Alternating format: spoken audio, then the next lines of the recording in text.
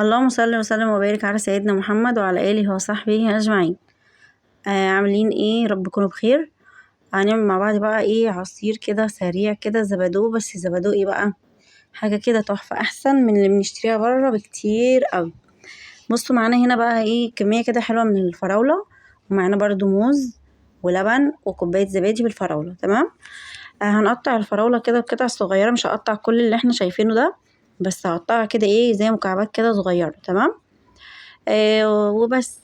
وبعد كده برضو هقطع من الموز كده، برضو هاخد كده مثلا 3 4 موزات واقطعهم برضو زي ما احنا شايفين كده ايه قطع صغيرة.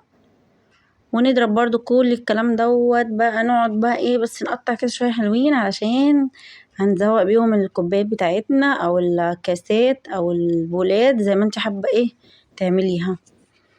بصوا مش هياخد معانا اي وقت خالص، وحاجة حلوة جدا ولذيذة ونضيفة وزي الفل يعني. وبعدين انا عايزه اقول لكم اصلا يعني كمان ده لما ممكن تسقعوه او يبقى متلج كده في الفريزر يعني، بس ده مش وقته الكلام دوت، عشان ايه احنا في لسه يعني ولا صيف ولا سقعه، قصدي ولا صيف ولا شتاء يعني، برضو ما نتلجوش قوي عشان برضو ما نتعبش ولا ايه ولا كده. انا هنا قطعت الفراوله، وبعد كده بقى بقشر في الموز. انا هقشر الموز دوت، ويعني مثلا هعمل 5 موزات او 6 موزات. تمام. هاخد منهم مثلا 3 اقطعهم قطع كده صغننه زي ما احنا شايفين كده، زي ما قطعت الفراوله. والتانيين بقى اللي هما 2 او 3 هحطهم برضو مع العصير اللي احنا هنعمله دلوقتي. بصوا انا هنا بعملهم ازاي، بقسم الموزة 4 كده، وبقطعها شرايح صغيرة او قطع صغيرة مكعبات صغيرة يعني زي ما انتي حابة. ده بيدي طعم. وبصوا يعني بتحسوا ان احنا بناكل كوكتيل كده. ف يعني اتمنى تجربوها ان شاء الله. وطبعا لو مشتركتوش في القناة بتاعتي اشتركوا في القناة ليوصل لكم كل جديد ان شاء الله. ولو عجبكم الفيديو برضو اعملوا لايك، ومتنسوش اللايك يا جماعة. ويلا بينا نبدأ وصفتنا ونقول بسم الله. معانا هنا كمان لتر من الحليب او نص من الحليب زي ما انت حابة. انا هنا يعني جايبة ايه مثلا يعني بتاع كيلو الا ربع من اللبن يعني، وحطيت عليها كوباية زبادي.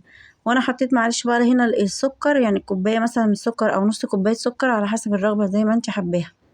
يعني انا حاطة على اللبن ده نص كوباية سكر او كوباية الا ربع سكر، سكر ده حسب الرغبة. وحطيت قطع الموز وحطيت عليها قطع الفراولة. وهجيب بقى الهاند بلندر او الخلاط او الكبة المتوفر عندك شغال وزي الفل، مش هيقول لنا لا يعني. طبعا عايزه اقول لكم ان كان عصير حكايه حلو قوي. وانا بقى بحب كده اعمل حاجه، بصي بحب المطبخ يا جماعه، المطبخ يحبكم ماشي، هتطلعوا منه احلى ما عندكم ان شاء الله. طالما بتعملي حاجه فعلا وانت بتحبيها ان شاء الله هتطلعي احلى ما عندك. انا هنا ضربت الموز والفراوله اللي انا قطعتهم بالشكل ده كده، ضربتهم بالهاند او بالخلاط اللي عندك متوفر.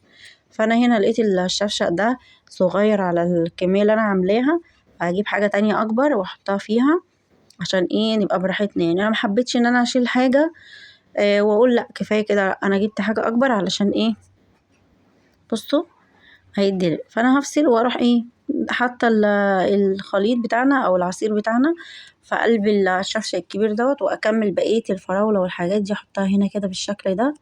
يعني هنا حطينا سكر، كوبايه زبادي فراوله، كيلو الا ربع من اللبن او الحليب يعني، وبس ضربنا بالخلاط على شويه فراوله وشويه موز، وبقى معانا بالشكل ده. هنا طبعا ده عصير صوبيا، اللي حابب ياخد يشرب زبادو يشرب، اللي حابب يشرب صوبيا يشرب، كله ايه في المضمون. هنا بقى الكوبايات بتاعتنا، جبت كده بقى ايه كوبايات، وشايفين بقى ايه يلا بينا نصب بقى ونشرب بقى وايه نروق على حالنا بقى او ايه نفصل شويه. وهنا بصوا بقى زواي بقى الكوبايات بتاعتك بالطريقه اللي تحبيها. حطينا شريحه من الموز، شريحه من الفراوله، لحد ما بقت معانا بالشكل ده. وحاجه تحفه جدا، حطيناها طبعا قبل كده في التلاجة عشان تسقع كده تبقى حلوه كده وجميله. ويا رب يكون خفيف على قلبكم بقى، والفيديو يكون عجبكم، واشتركوا في القناه واستنى رايكم، واشوفكم على خير، والسلام عليكم.